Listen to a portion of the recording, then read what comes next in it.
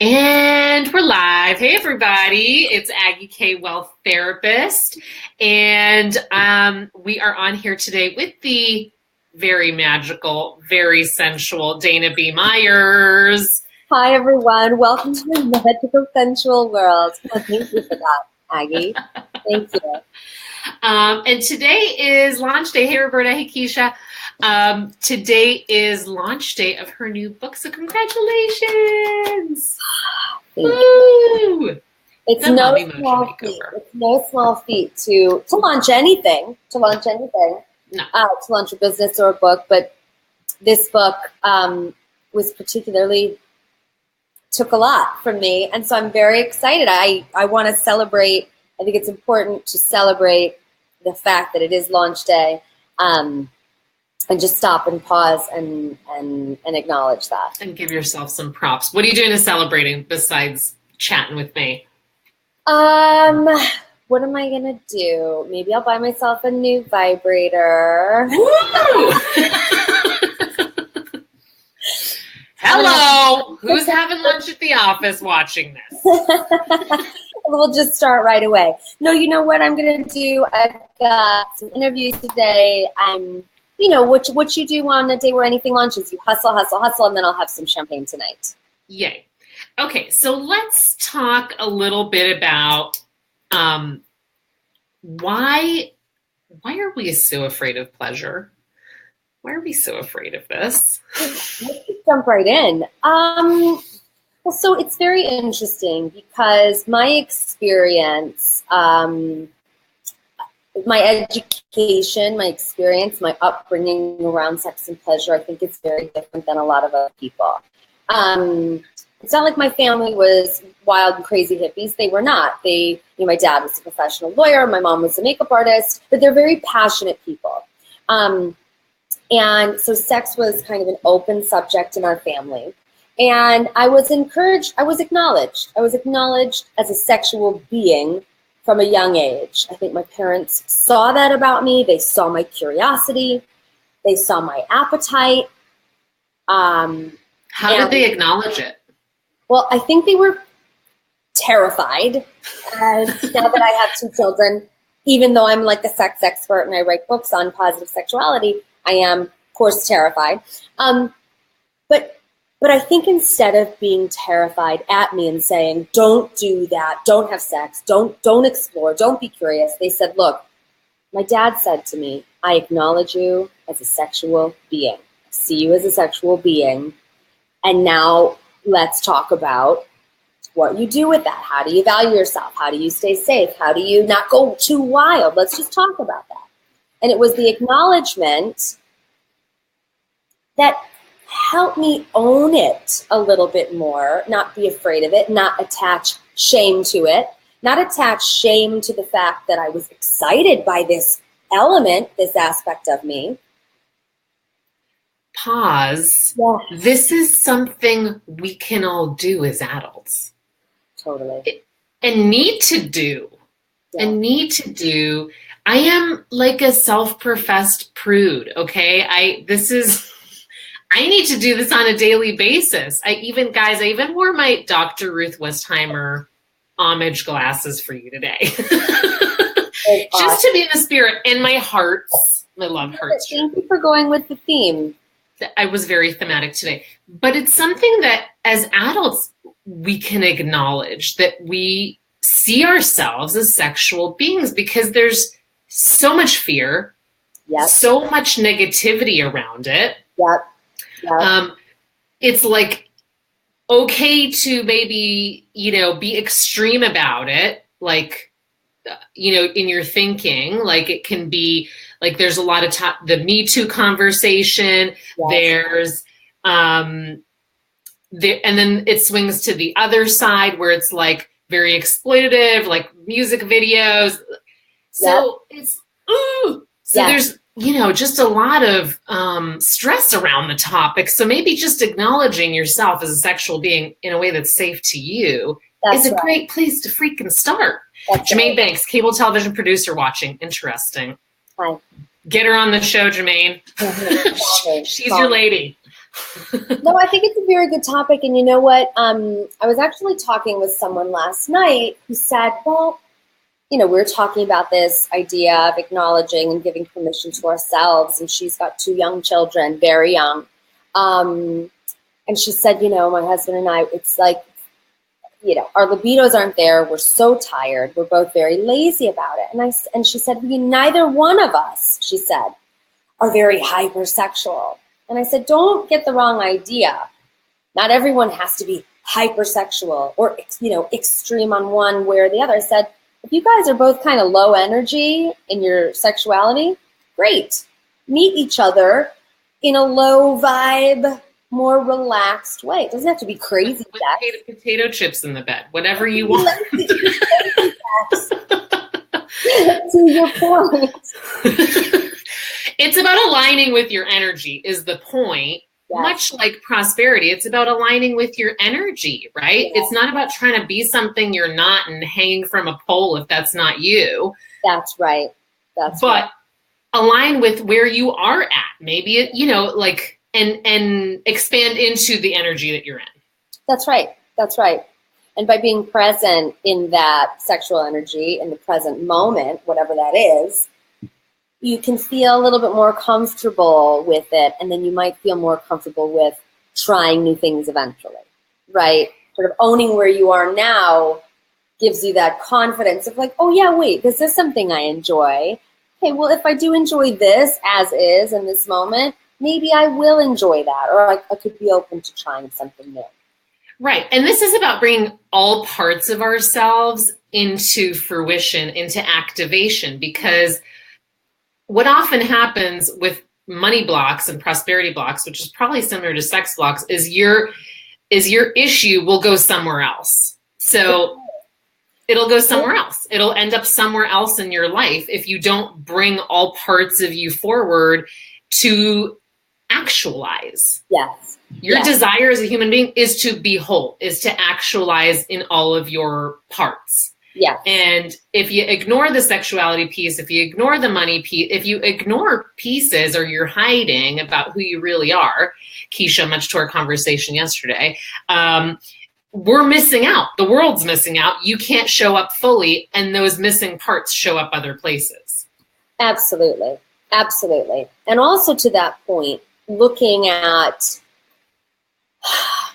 in prosperity, in how we all want to bring our dreams to life and become financially successful with that. Looking at sex and sexuality and pleasure, I look at it not just as another very important part of me, but as an important part of me that becomes the rocket fuel and the energy that actually makes my professional life better, that makes my role as a mother more energized, more patient, more relaxed. That brings me to my relationship in a more equal, less resentful way. So not only is it important as just to make ourselves whole, but it can fuel that energy, that sexual energy can really fuel all these other things that we're doing in such a positive way. Well, and that's looking at sexual energy in a really healthy, balanced way, not just for the sole purpose of getting off, that it has multiple layers, that it's not just this necessarily, I don't know, whatever negative connotation you might have, that it's dirty, that it's selfish, that it's just makes you want to have more of it, or it has to do with something that isn't, balanced. Yeah. So I love that. It amplifies your other roles, including creativity. Hello. 100%. We're talking about sacral people. That is where the creativity is, flowing from. 100%. And that's also why I keep, a notepad and pen by my bed. It's because I'm having self-pleasuring sessions, which is sort of like my version of meditation. Twice a week, I have time for myself to experience pleasure. Put it in the calendar, says Dana. You know me, I'm all about the calendar. Yeah. But it's not just grabbing the vibe and getting off for the sake of getting off. It's breathing, opening my mind to new ideas, exploring feelings, uncovering blocks, working through them, and then topping that off with pleasure. And so many great ideas in those moments. You know? Oh my gosh, love that. Everybody, that's your homework. Yeah. It doesn't have to be on camera though. Yeah. It can be in private. Totally. Okay, but that's your homework. Try that. That's a very interesting way to explore manifestation and explore your creativity. And guys, we go to shopping, we go to booze, we go to food, we go to name your, coping strategy. Exercise. We have a built-in chemical activation in our brain from orgasm. Mm-hmm. It's called oxytocin. It's a pleasure-giving chemical that you have in your own body that you probably don't use as much as you could from the benefit of it. You could have that hit of pleasure chemical, that chemical release that is inside your body. You're built for it. I know. You are designed for pleasure, and we forget this. Yes, and I always say it's like we have, like you said, we have this built-in capability. Think of it as like we literally have a pleasure button on our bodies. It's like getting into an elevator, and you can go up to the penthouse. You can push that button. You can go up to the penthouse. You can hang out there. You can swim in the pool, and you don't push that button in the elevator. No, you're going to push that button. It's like the same on your body. Push the pleasure button. Go to the penthouse. Go to the penthouse already. And I'll tell you why this is important for prosperity, because prosperity and manifestation is about maintaining the vibration of feeling good. So you got to feel good to feel good. That's right. You have to feel good to feel good. And you have to feel good to create more feeling good. What does money bring us? Feeling more good. So that just adds to your toolbox of ways to feel good. Like at some point, journaling and tapping and all the tools that we need in meditation are amazing. But do something else that triggers a different part of your brain, that has a different reaction. And of course, you're going to come up with blocks around this as well. What kind of stuff do you encounter that you talk about in the book, Dana? Oh, well, the blocks are, everything from guilt or shame based on the way that you viewed sex or what you were taught in growing up. Big connection with money there.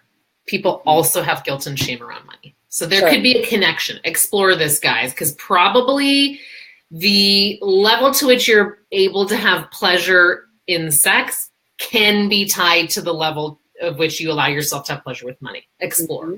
Mm-hmm. I think that a lot of entrepreneurs, and especially entrepreneurial women, I'm busy. I'm so busy is a big block. I'm too busy. I can't pause for 15 minutes. If I have 15 minutes, I'm going to go to the gym. I'm going to work on my fitness. I'm going to work on my food.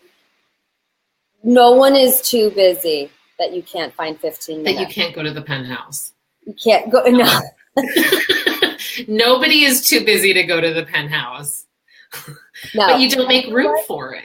You have to make room for it. But you know what? Okay. Are you unnecessarily scrolling on Facebook for 15 minutes in a day? Yes. Cut that down. Do you watch an hour and 15 minutes of Netflix a night? Cut that down and watch an hour. Like, no one's too busy. So take that excuse and put it in the garbage. Right. And this can be for solos. This can be with or without your partner. This does not have to be someone you have to have on board with to be filling your own cup. Totally. And if you're looking for a partner, then pleasuring yourself is a great place to start.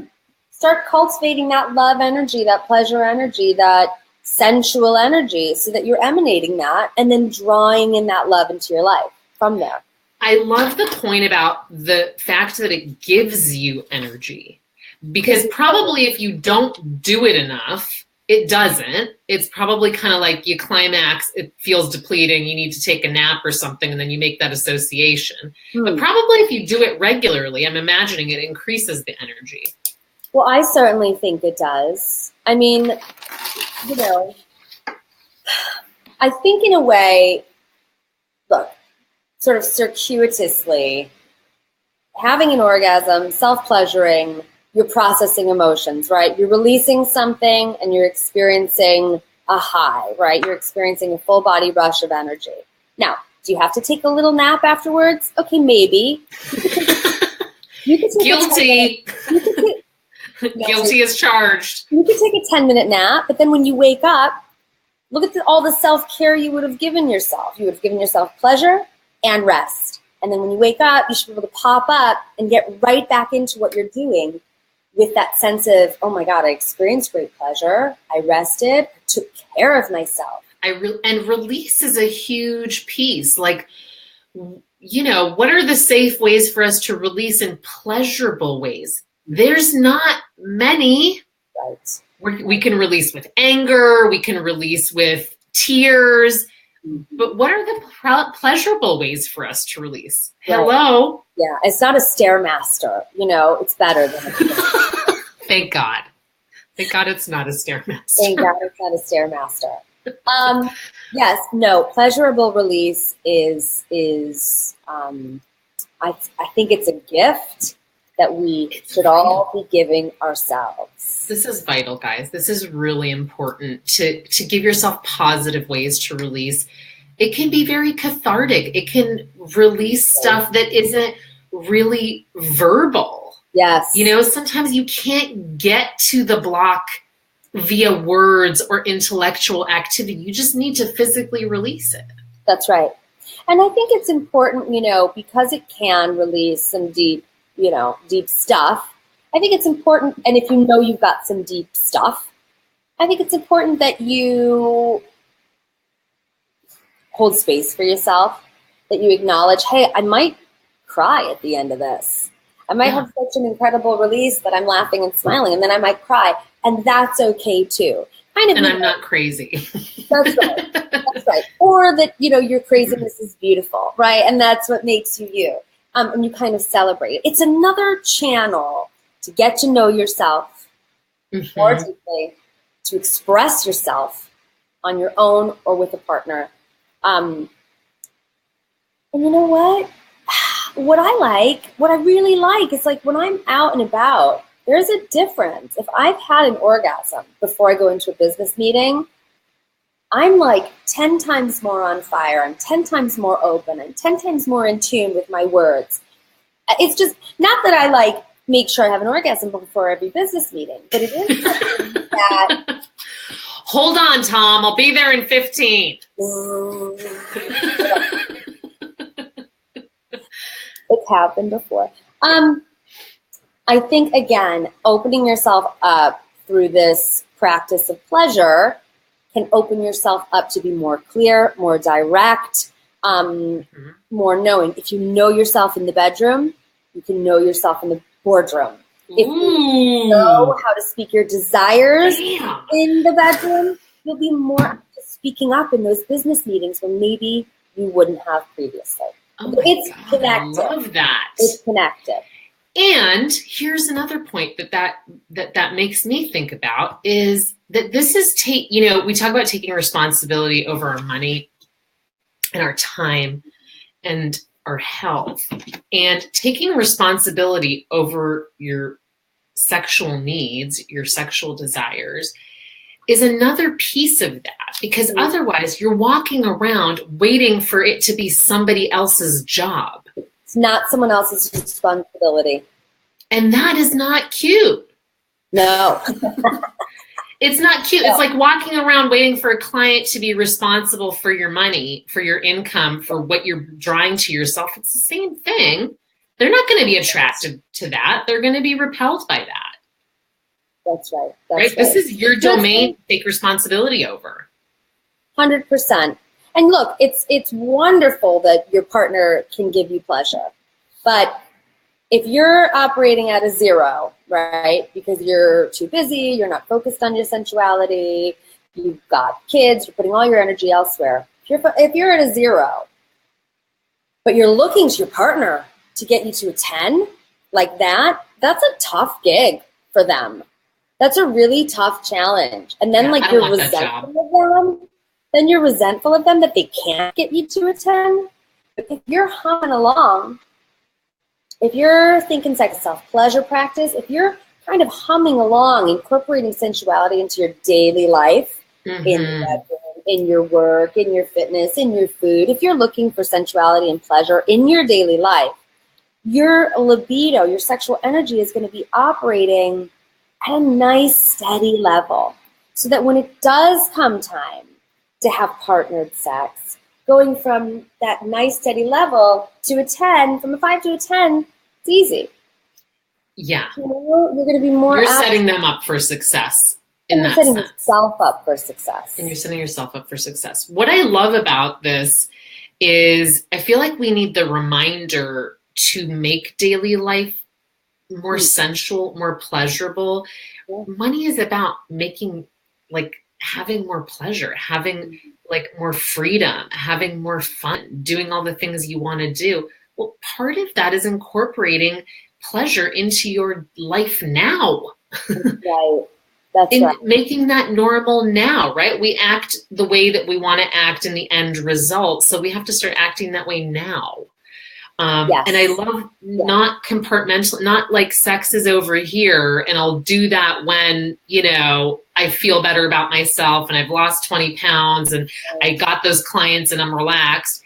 It's not, it has to be together. We have to actualize, you know, ourselves into the whole piece, not keeping it over there in a corner. That's right. And it's not as hard as you think. You know, it's not like you have to suddenly eroticize yourself to be to an extreme. You can just kind of open your eyes. I always give the same example at the grocery store. You know, hang around the produce department. Look at the carrots. Look at the zucchinis. Look at the right. Seriously, look at the right. Berries. Like, there's a lot of sensuality in the produce. So instead of just going through and getting your stuff done and buying what you need to buy, as you're doing all of that, just what is that carrot? You know, what kind of a thought could that lead to? You know, and then all of a sudden you're like in aisle 5 having a little fantasy, and suddenly your mundane routine has become sexier. You've somehow incorporated sensuality and a little bit of eroticism into your daily life. So in your conversations with people, maybe there's a stranger that you have a flirtation with, like, allow yourself to play a little bit more in that area, even just a little bit. And then suddenly you start to bring this yummy energy into your life. And it's not so compartmentalized. Yeah. And it's not so scary, because I think part of it is like we're scared of what we don't know, or what we're scared of what's on the other side. And so, you know, we're scared to try stuff. And so we just keep it at bay. And I think that that's a great example of just having an inner world that's interesting. Yes. I give you permission to have an inner world that is sexier and more erotic and more Everyone on this who's watching this or watching the replay, think about this concept of like, how can I make my inner world a little sexier, a little more pleasurable, a little more interesting, right? If you're feeling flat, this is a really, you know, or things are just too mundane. This is an important conversation because it's tied to your creativity and it's tied to your money and it's tied to how pleasurable and prosperous you feel. So important. Dana's book is launching today. Just to recap, if you're just hopping on, make sure you grab a copy. We're going to drop the link in after we're done the call. It's called The Mommy Mojo Makeover, and the subtitle is 28 Tools to Reclaim Yourself and Reignite Your Relationship. Okay, so make sure you're grabbing that. If you have questions now, pop them in. Don't be shy. Tell us a little bit more about what they can learn from the book. Yeah, sure. So the book, basically, you know, I wrote the book because after, you know, I was sort of on top of the world. I had this sexy, I'm the founder of Booty Parlor. I don't know if we said that. Let's say that. Beauty and lifestyle brand that I started 13 years ago out of my living room. And now we're distributed all over the world. A long, long entrepreneurial journey with that brand. Have tried lots of different business models, lots of ups and downs, rode out the recession, lots of highs and lows. Persistence and belief and thinking quick and pivoting many, many times have kept us in business and thriving and prospering. So I'm very proud of our brand, Booty Parlor. So basically I was on top of the world, the sexy brand, writing books, doing celebrity workshops, in the press. And then I had kids and, completely had an identity crisis. Who was I now if I'm just sitting around breastfeeding and not out taking on the world? Never before had my libido felt so low.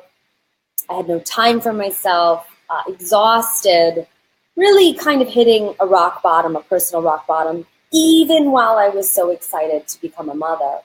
And I thought, actually what happened is I was about to get on a conference call and I was like, I have 5 minutes to pump. I'm going to pump. I put on my pump. I'm putting on my makeup, getting ready for this video call. And I start to feel like a waterfall of warm liquid on my legs. And I'm like, did I spill my coffee? What's going on? And I had forgotten to screw on the bottles to my pump. And I was just pumping all over myself. And that was my moment where I was like, I am so exhausted. I am trying to do too many things. I'm not in touch with myself. Something has to change. Yeah. And that was where I just started going within again and developing new exercises and practices. And that process became the Mommy Mojo Makeover, right? So it's those 28 practices that wound up in the book that helped me rebuild my body confidence, that helped me gain more me time, that helped me reduce the resentment I was feeling in my relationship, that helped me get my sex drive back, that kind of organized my life again. If not, we might have to pop back in. There we are.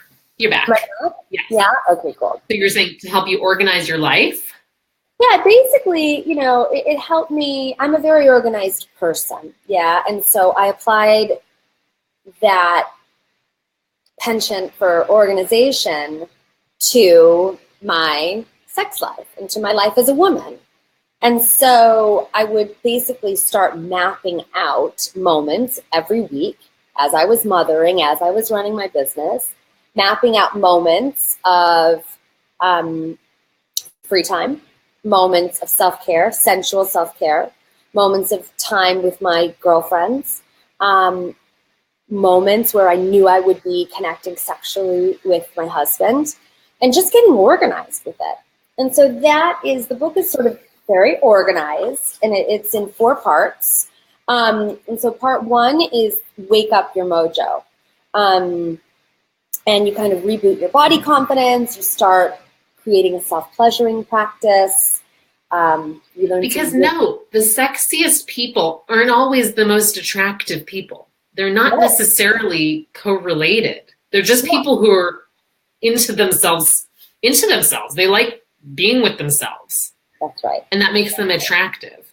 That's right. And it's also what makes you attractive to prospective clients. If you're liking yourself and you like to spend time with yourself and you're, bringing all those parts together, it's a je ne sais quoi that people are like, I don't know what I like about that person, but I like their openness, their relaxed, way.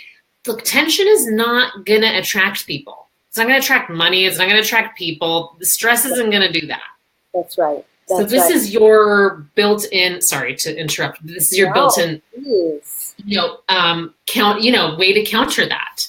Absolutely. Absolutely. So, and being organized, this was a thing Dana really taught me, because I got to be one of the first readers of the book. And it was like, I felt like, it should just be natural. Like we should just want to do this. And that's not true, because you're out of the habit. So when it's not a habit, it's not natural. That's right. That's right. And by making it a priority, it doesn't mean it's a chore. It means It's a choice. You're making it a priority. Okay, I want to get organized about this. This is a choice. And you do have to get organized about it, because it's not going to happen. Just like if you don't get organized about your money, that's also not going to happen. That's right. So take that level of responsibility and see what gets reflected back to you as a result. That's right. Is that Barbara Streisand in the background?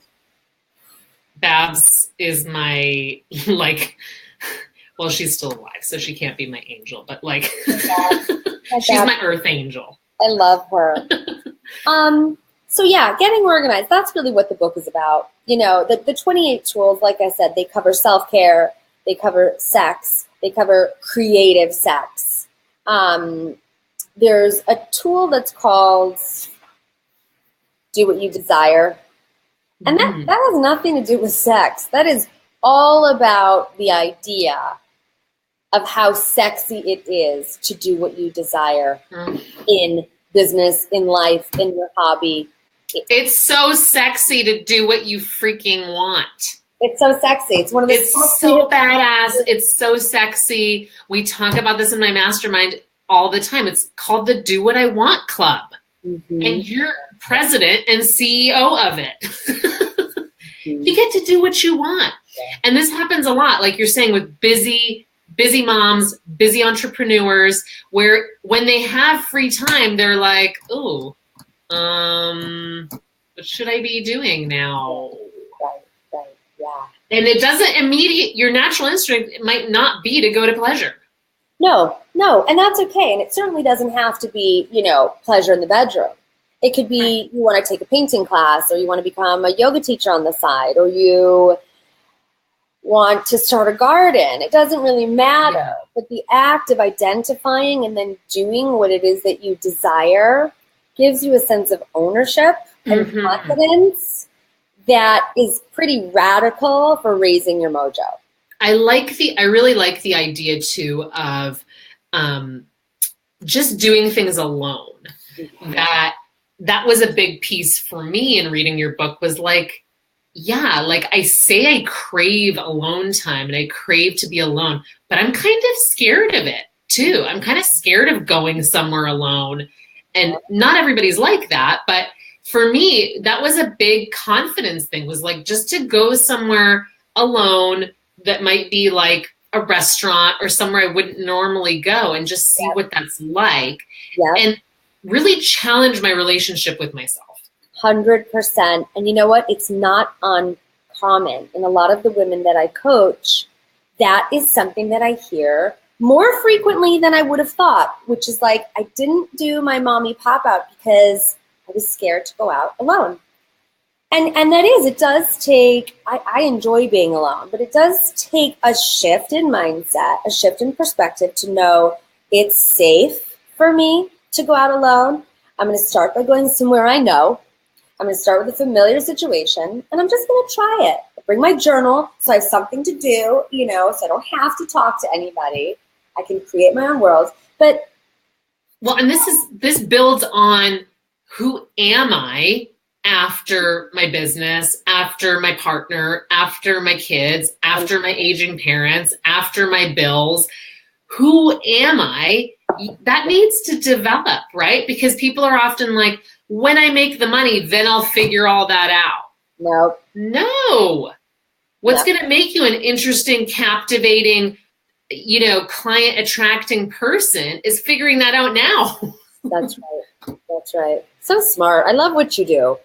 I love it. Yeah. It's the Dr. Ruth glasses. So good. Well, you know what? This stuff works so closely together. Mm-hmm. There's so many mindset correlations. And I have heard that people really manifest during sex. I have not experienced this myself, but I do hear that. I have heard there's all sorts of people who are like sex magic, who really truly believe that, that you can manifest during sex. Yeah. Well, I manifested my husband in an orgasm. You thought of him. You like had the vision. I did like a practice, like a ritual where I sort of prepared for a few weeks thinking about what it was that I actually wanted to manifest in my life partner. I was given this sort of love spell by a friend. And how fun is that? Love spell. So fun. And so then I self-pleasured, and as I orgasmed, I literally like brought him down from the universe. Like I called out to him with my orgasm. And then I love it. And met him 11 days later. Wow. Let's try this with money. Guys, let's experiment if this works with money. Yes. Totally. Report back on the thread if you manifest during sex. I'd be very curious to know. I will also try this homework. Well, it's very powerful, energetic expression. So it's very potent energy. So it's like, why would you leave that on the, like somewhere over there on the shelf where there could be tons of energy freed up for you? To the penthouse. Go to the penthouse. Go to the penthouse. If you take anything from this live stream, it's that you have the button to go to the penthouse and you're not going. Oh, gotta go. And all the good stuff happens in the penthouse. We know this. Mm-hmm. Mm-hmm. Any other thoughts for our listeners? Any other questions that like often pop up that people have for you that are answered in the Mommy Mojo Makeover? Well, I think I think that it's a tricky one, because I think sometimes people don't realize that it's like they know, oh, I should be maybe putting a little bit more energy towards this area of my life, but I don't know exactly what the problem is, and maybe it's just supposed to be this way. Maybe that's just what happens in long-term relationships, or maybe it's okay, it's fine for me to just be single and not be self-pleasuring. But it's like the why, coming back to the why, and really taking some time to think about what we started with, acknowledging yourself as a sexual being who has all this potential to express yourself, to express emotion, to receive pleasure. I think it's an interesting thing. It's like women often struggle to ask for and receive specific pleasure, right? They want to try something, or they have an inkling that some kind of motion or movement would feel good, but they are blocked off. They don't feel empowered to ask for it. They don't have the word choices. And I think that empowering yourself to ask of yourself, I want to make this an important part of my life. I want to ask for what I deserve in all areas of my life, in prosperity, in the bedroom, in my life as a woman behind the entrepreneur, or as a woman behind the mother, whatever it is. And just kind of looking at your why. Why should I do this? Where can I find that inner, your inner why? What is it? It's also about feeling worthy of it, right? It's also about feeling worthy of pleasure, because it's not on the, it's not on our hierarchy of needs. Like it's you have to go pretty far to get to pleasure on Maslow's hierarchy of needs, right? Yeah. It's like, roof over the head, food on the table. It's like you have to, which is why, and this is the link for me around prosperity, because people just survive. They have enough. It's enough. It's okay. It's fine. I'm alive. We're still together. Whatever the fine version of your life is kind of your set point. Mm-hmm. And to break through that set point, you have to feel worthy of more. That's right. Of a different quality of life. That's right. That's right. You know what? That brings up something that I really like in this book, and that is, hold on a second, I'm going to find it. So we sort of explore the blocks in the book, but then we also explore the goals, right? And setting intentions, and it does. It goes beyond the bare minimum, right? And so certain examples of intention statements that whoever's watching, maybe you start thinking about as you investigate this process. Some examples are things like, I want to rediscover a heightened enthusiasm for sex and an expanded desire and confidence to talk about sex with my partner. I want more me time. I want to feel more supported by my husband, and I want more help. I want to love my body. I want to feel and emanate more sensual energy in my daily life.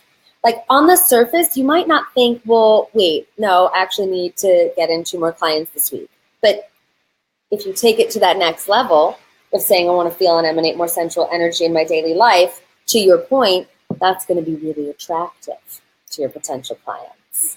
This is necessary for your expansion, guys. It's necessary for your expansion. And when I think about my most successful clients, they do prioritize pleasure.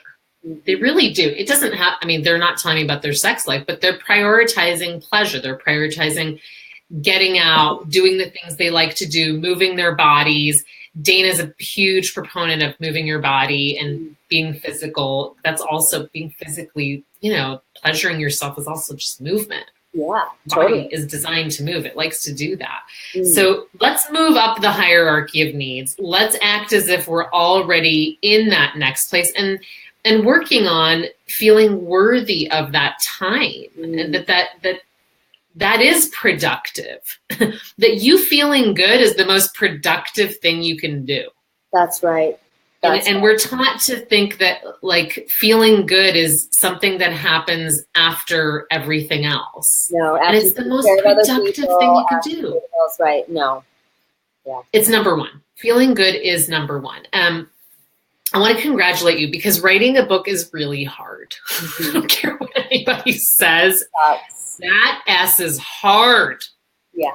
It really is a labor of love. And I'm so excited that this is out and available for people because we want everyone to move past this like basic hierarchy of needs and get to the next level. And the only way to get there is to just do it. That's right. No one's going to hand this to you, right? But I will say, where I think the book is really good is that it's very, again, organized, and it's very easy to digest. It's not esoteric. It's not too philosophical. It's sort of like, here's some tools on how to integrate this into your daily life. You don't have to change too much. We don't have to get fancy. Yeah. Don't have to get fancy. Yeah.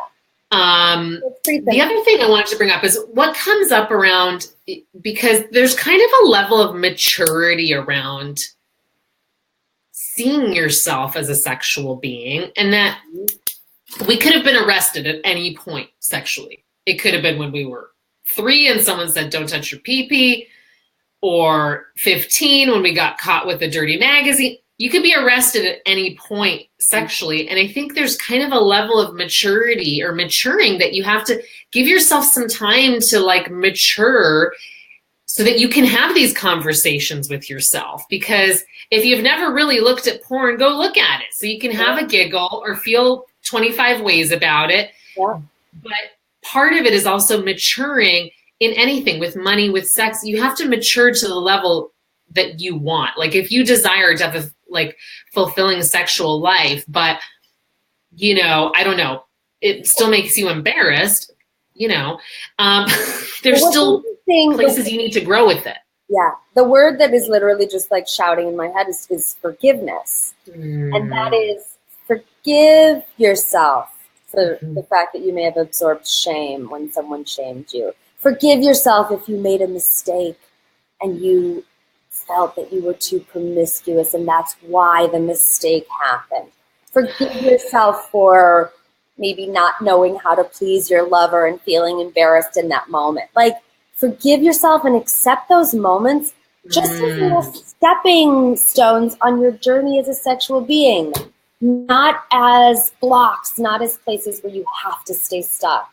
I love that. That's who I was. I love you, 14-year-old's version of me. I love you, 23-year-old version of me. I love you, 31-year-old version of me who was still messing up with this or that. And I love that. This is key. This is key to finding freedom in this is forgiving yourself. What an amazing point. Guys, take that with you. That is solid gold right there to releasing stuff and allowing yourself to mature and evolve in your sexuality is the forgiveness piece. I'm so glad you brought that up. That's brilliant. Amazing. Well, I'm so excited. It's been such a pleasure to have you. This was such a juicy conversation. Guys, go out and get Dana's book. It's going to be a game changer for you, for your family, for your business, for your partner, for your potential partner. Go out and get it. It's available on Amazon. If you are in the Miami area, tell us about your book, your actual book launch. Yeah, okay, so if you're in the Miami area on this Friday the 13th, I'm doing a reading at the Barnes & Noble in Kendall. Ooh, fun. Which is fun. And then on April 25th, I am having a big book launch event and workshop at a place called The Sacred Space. And it's going to be super sexy. Hold on, let me get rid of this. It is going to be champagne. There's going to be handsome men passing chocolate-covered strawberries. There's going to be it. loads of moms sharing stories. And I'm going to really teach the best lessons from the book. Amazing. So if you're in the Miami area, check that out. What's your website, Dana? Dana B. Myers, DanaBMyers.com. You can find all the information there. Follow Dana on Facebook. She also has a great community to talk about this stuff openly and safely. So feel free to join that. We'll post all the links in the thread below. Thanks so much for joining me today, Dana. Congratulations. Thank you guys for watching. If you like this, if you found it interesting, please like, love, share, and show us the love. Thanks, guys. Bye. Thank you.